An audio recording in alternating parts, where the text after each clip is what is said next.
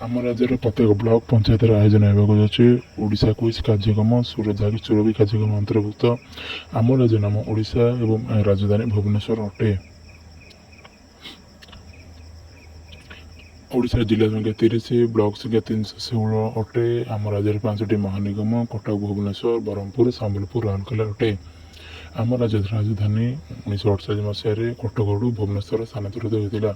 ଓଡ଼ିଶାର ବୃହତ୍ତମ ନଦୀ ମହାନଦୀ। ଓଡ଼ିଶାର ବୃହତ୍ତମ ହ୍ରଦ ଚିଲିକା ହ୍ରଦ ଅଟେ।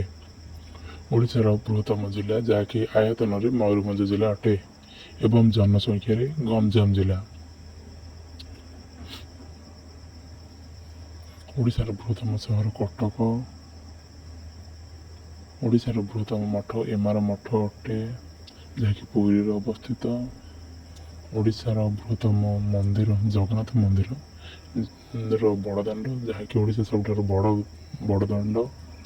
ଓଡ଼ିଶାର ବଡ଼ ଭୋଗ ଯାହାକି ଜଗନ୍ନାଥ ଲେଖିଲା ହୋଇଥାଏ ଯାହାକୁ ଆମେ ଅବଢ଼ା ବୋଲି କହିଥାଉ। ବୃହତ୍ତମ ଷ୍ଟାଡ଼ିୟମ ବାରବାଟୀ ଷ୍ଟାଡ଼ିୟମ ଯାହାକି କଟକ। ବୃହତ୍ତମ ବନ୍ଦର ପାରାଦ୍ୱୀପ ବନ୍ଦର ଯାହାକି ଜଗତସିଂହପୁର ଜିଲ୍ଲାରେ ଅବସ୍ଥିତ। ବୃହତ୍ତମ ଚିଡ଼ିଆଖାନା ନନ୍ଦନକାନନ ପ୍ରାଣୀ ଉଦ୍ୟାନ ଭୁବନେଶ୍ୱରରେ ଅବସ୍ଥିତ। ବୃହତ୍ତମ ବିମାନ ବନ୍ଦର ବିଜୁ ପଟ୍ଟନାୟକ ବିମାନ ବନ୍ଦର ଭୁବନେଶ୍ୱରଠାରେ ଅବସ୍ଥିତ। ବୃହତ୍ତମ ଜଳପ୍ରପାତ ଡୁଡୁମା ଯାହାକି କୋରାପୁଟ ଜିଲ୍ଲାରେ ଅବସ୍ଥିତ। ବୃହତ୍ତମ ନଦୀ ବନ୍ଧୁ ଯୋଜନା ହୀରାକୁଦ ନଦୀ ବନ୍ଧୁ ଯୋଜନା ଯାହାକି ସମ୍ବଲପୁର ଜିଲ୍ଲାରେ ଅବସ୍ଥିତ। ଉଚ୍ଚତମ ମନ୍ଦିର ଲିଙ୍ଗରାଜ ମନ୍ଦିର ଯାହାକି ମନ୍ଦିର ମାଳିନୀ ସହର ଭୁବନେଶ୍ୱରଠାରେ ଅବସ୍ଥିତ।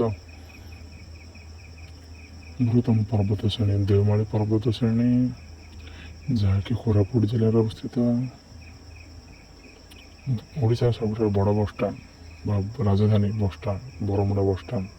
ଓଡ଼ିଶାର ଜାତୀୟ ଦେବତା ଜଗନ୍ନାଥ, ଜାତୀୟ ପଶୁ ସମ୍ବର, ଜାତୀୟ ପକ୍ଷୀ ଭଦଭଦଳିଆ, ଜାତୀୟ ପୁଷ୍ପ ଅଶୋକା ଫୁଲ ଅଟେ। ଓଡ଼ିଶାର ଅନ୍ୟ ନାମ ଉଡ୍ର ଉତ୍କଳ କଳିଙ୍ଗ, ପୁରୀର ଅନ୍ୟ ଶ୍ରୀକ୍ଷେତ୍ର ଶଙ୍ଖକ୍ଷେତ୍ର, ଇରମାମି ରକ୍ତଜୀବ ଭାବେ ପରିଚିତ, ଭୁବନେଶ୍ୱର ଚକକ୍ଷେତ୍ର, କୋଣାର୍କ ଅକ୍ଷକ୍ଷେତ୍ର, ଯାଜପୁର ଗଦା କ୍ଷେତ୍ର, କେନ୍ଦ୍ରାପଡ଼ା ତୁଳସୀ କ୍ଷେତ୍ର, ରାଉରକେଲା ଇସ୍ପାତ ନିର୍ମାଣରେ ଅନ୍ୟ ନାମରେ ଆମ ପରିଚିତ ଅଟେ। ଚିଲିକା ପକ୍ଷୀ ବିହାର, ଭଞ୍ଜନଗର ରାସଲକୁଣ୍ଡା, ମହାନଦୀ ଓଡ଼ିଶାର ଗଙ୍ଗା, ନାରାୟଣୀ ତନ୍ତ୍ରପୀଠ, ତରାତରିଣୀ ଏବଂ